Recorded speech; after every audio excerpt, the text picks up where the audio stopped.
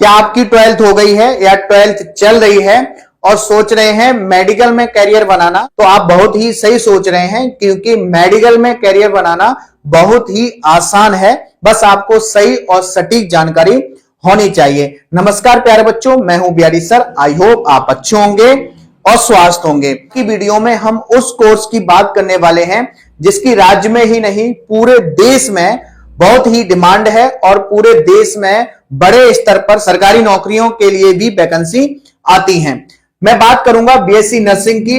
बेटा, BSc nursing को लेकर आपके मन में कोई भी डाउट्स हैं, जैसे क्या होता है बीएससी नर्सिंग, कौन कर सकता है बीएससी नर्सिंग, एज लिमिट क्या होती है, एडमिशन कैसे होता है, फॉर्म कब आते हैं, एम्स में एडमिशन कैसे होता है, बहुत सारे डाउट्स जो अगर आपके मन में है बेटा बीएससी नर्सिंग को लेकर, तो इस वीडियो में क्लियर होने वाले हैं। ठीक है, तो बेटा मैं सबसे पहले बात करूंगा क्या होता है बीएससी नर्सिंग। ठीक है, तो देखिए बेटा, BSc nursing 4 year degree courses है, यानी बीएससी नर्सिंग आपका 4 साल का डिग्री कोर्स होने वाला है।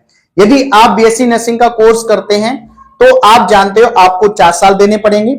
दूसरी बात बेटा, बीएससी नर्सिंग जो है डिग्री कोर्स है, यानी कि आप जानते हो कोर्स 2 प्रकार के रहते हैं हमारे, डिप्लोमा कोर्स अलग होते हैं, डिग्री कोर्स अलग होते हैं। तो बीएससी नर्सिंग आपको बात समझ में आ रही होगी, डिग्री कोर्स है। ठीक है, अच्छा, अब आप सोच रहे होंगे कि सर हम 4 साल इस कोर्स को करेंगे तो हमारे क्या क्या फायदे होंगे, क्या बेनिफिट्स होने वाले हमारे लिए। तो बेटा मैं बात करूं, पूरे देश में इस कोर्स से काफी बड़े स्तर पर सरकारी नौकरियों के फॉर्म आते हैं। ठीक है, तो इसको करने के बाद सरकारी नौकरियों के सरकारी नौकरी के 100% जॉब्स के जो है वो आपके चांस हो जाते हैं। प्राइवेट सेक्टर की मैं बात करूं तो प्राइवेट सेक्टर में बेटा आप इस कोर्स को करने के बाद खुद का क्लिनिक खोल सकते हैं, किसी दूसरी डॉक्टर की सहायता से आप खुद का हॉस्पिटल खोल सकते हैं। कुल मिला के बात करूं बेटा, इस कोर्स में बहुत ज्यादा स्कोप है। ठीक है, आगे मैं बात करूंगा बेटा कौन कर सकता है ये कोर्स। तो बेटा यह कोर्स वो सभी स्टूडेंट कर सकते हैं जो बायो से हैं, है ना, या मैं बात करूं बेटा पीसीबी से, जिनकी 12th चल रही है या 12th पास आउट है, वो सभी स्टूडेंट, यानी कि गर्ल्स हो या बॉयज, दोनों ही स्टूडेंट जो है बेटा इस बीएससी नर्सिंग का कोर्स कर सकते हैं। लेकिन एक बात याद रखना, पीसीबी से होना चाहिए, मैथ के स्टूडेंट इस कोर्स को नहीं कर सकते। ठीक है, आगे मैं बात करूं बेटा एडमिशन एज लिमिट, मतलब इसमें एडमिशन लेने की एज लिमिट क्या होती है। तो मैं बेटा बात करूं मिनिमम एज की, तो 17 ईयर है इसमें। ठीक है, 17 वर्ष कम से कम एज होनी चाहिए, और अधिकतम एज हमने यहां पर लिखी है बेटा 35 वर्ष। ठीक है, 35 वर्ष। लेकिन आप जानते हो फरवरी में कुछ अभी एग्जाम्स नर्सिंग के आ गए हैं, उनमें 45 वर्ष भी मांगी है। ठीक है, अब मैं बात करूं यूपीसी नेट की, तो अभी यूपीसी नेट के फॉर्म नहीं आए। आप जानते होंगे मार्च के महीने में इसके फॉर्म आते हैं, और तब हम इसका नोटिफिकेशन चेक करेंगे कि इसकी एज लिमिट अधिकतम कितनी है। बेटा वैसे कंफर्म है 35 जो है वो तो क्लियर है। ठीक है, अच्छा, गर्ल्स बॉयज दोनों ही इसमें फॉर्म डाल सकते हैं, मैं पीछे बता ही चुका हूं आपको, है ना।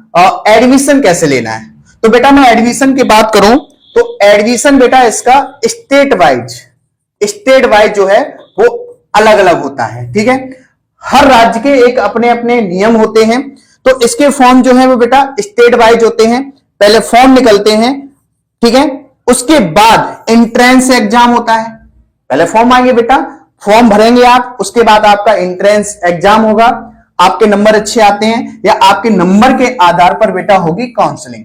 ठीक है, और इसके बाद आपको मन पसंदीदा कॉलेज चुनने का मौका मिलेगा। ठीक है, एक बात याद रखना बेटा, अच्छे से याद रखना, आप एक राज्य से दूसरे राज्य में भी एडमिशन ले सकते हैं, लेकिन सरकारी स्कूलों के लिए राज्यों के अपने अलग अलग नियम हैं। जैसे मैं बात करूं उत्तर प्रदेश के सरकारी कॉलेजों, केवल उत्तर प्रदेश के ही स्टूडेंट एडमिशन ले सकते हैं, प्राइवेट में अदर स्टेट के भी एडमिशन ले सकते हैं।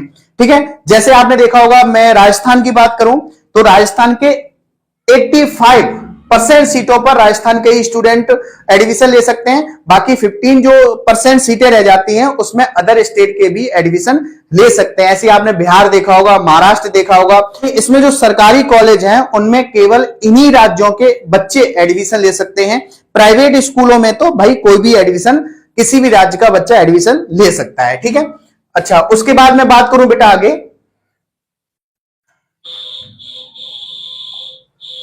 ठीक है, फॉर्म कब आते हैं। ठीक है, आपने ये तो जान लिया बेटा कि इसमें एडमिशन लेने के लिए हमें एंट्रेंस एग्जाम देना है।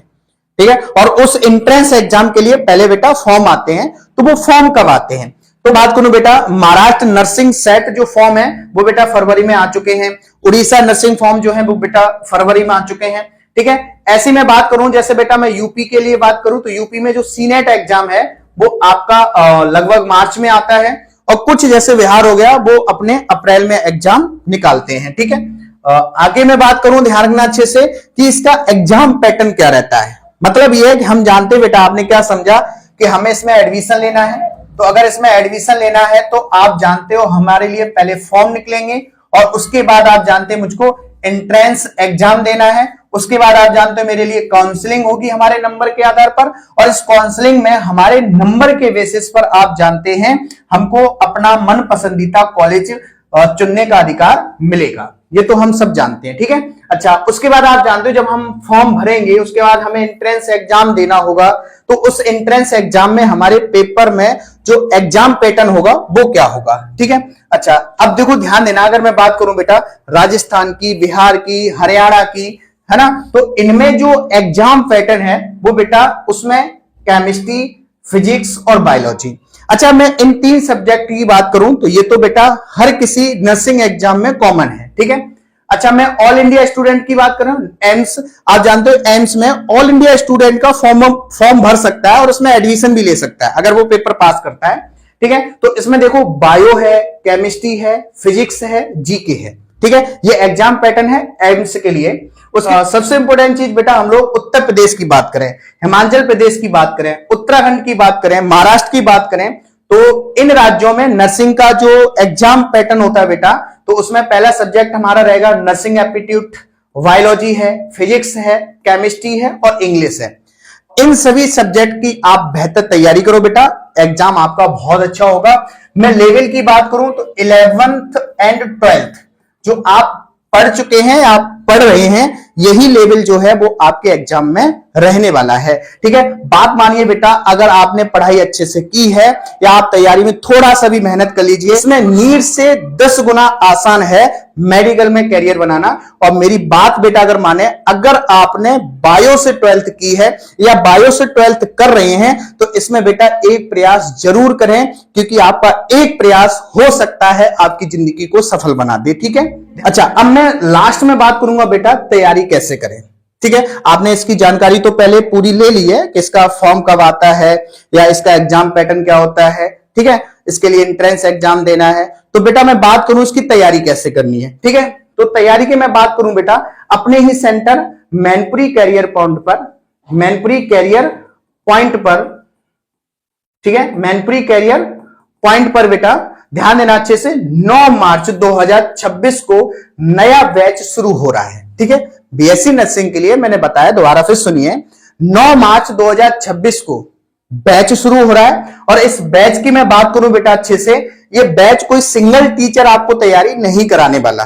ठीक है, आप जानते हो एग्जाम पैटर्न देखा आपने, कोई एक सब्जेक्ट नहीं है कि किसी टीचर के पास बैठ के आपने ये पूरी तैयारी कर ली। ठीक है, तो बेटा ध्यान रखना अच्छे से, आपकी तैयारी को बेहतर करने के लिए आपके साथ पूरी टीम रहेगी। और जैसे मैं बात करूं बीआरडी सर यानी कि मैं, आप सब जानते हो बेटा केमिस्ट्री को पूरा कराने वाले हैं बीएससी नर्सिंग के लिए बेटा आपको। इसी के साथ मैं बात करूं बेटा अंशुल सर की, ये आपको फिजिक्स पढ़ाएंगे और फिजिक्स के बेहतरीन टीचर हैं, अच्छा एक्सपीरियंस आपको मिलेगा इनके साथ। उसके बाद में बात करूं बेटा बायो की, सबसे इंपॉर्टेंट है इसमें बायो, तो बायो बेटा शिवानी मैम पढ़ाएंगे आपको।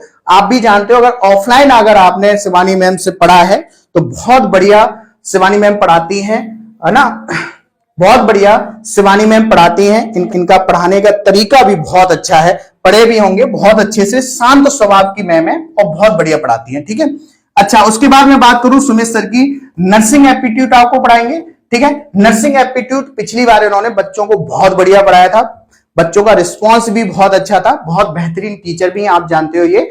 और ये पूरी टीम जो है वो आपके साथ मेहनत करने वाली है आपके लिए। ठीक है, अच्छा, सबसे मेन इंपोर्टेंट बात है Sunday to Sunday, Sunday to Sunday बेटा, संडे टू संडे जो प्रीवियस एग्जाम हुए हैं, ठीक है, उनका प्रैक्टिस सेट लगवाया जाएगा, जिससे आप जज कर सकें बेटा हमारी जो तैयारी है वो कितनी बेहतर चल रही है। ठीक है, अपने प्रैक्टिस सेट के साथ साथ अपनी तैयारी को अच्छा करें, ध्यान रखना अच्छे से। दूसरी सबसे बड़ी बात लास्ट में बेटा मैं कहूंगा, अगर आपको इस बैच से और भी कोई जानकारी चाहिए तो आप हमारा नंबर नोट कर लीजिए 9634358155। ये हमारा मोबाइल नंबर है, आप इसको नोट करो। अगर आपको कोई भी और भी जानकारी चाहिए हो तो आप इस नंबर पे कांटेक्ट कर सकते हैं, चाहे आप कॉल भी कर सकते हैं, मैसेज के जरिए भी आप हमसे बेटा जानकारी ले सकते हैं। बेफिक्र होकर आप इस पर हमसे संपर्क करें। ठीक है बेटा, और दूसरी बात, ये वीडियो उन बच्चों को जरूर शेयर करें। ठीक है, ये वीडियो उन बच्चों को जरूर शेयर करें जिन बच्चों को बीएससी नर्सिंग को लेकर कोई भी डाउट है। ठीक है, आप उन बच्चों को बताइए सर ये वीडियो को आप पूरा देखिएगा, अगर फिर भी कोई भी अगर डाउट रहते हैं तो सर के पास कॉल करो, ये नंबर है उनका। ठीक है, नंबर हमने आपको बता ही दिया है। ठीक है, ध्यान रखना अच्छे से। और अगर आपने बायो, मैं फिर से कहूंगा बेटा, अगर बायो से आप 12th पास आउट हैं या बायो से आप 12th कर रहे हैं तो बेटा इसमें आप एक बार मौका जरूर लीजिए। ठीक है।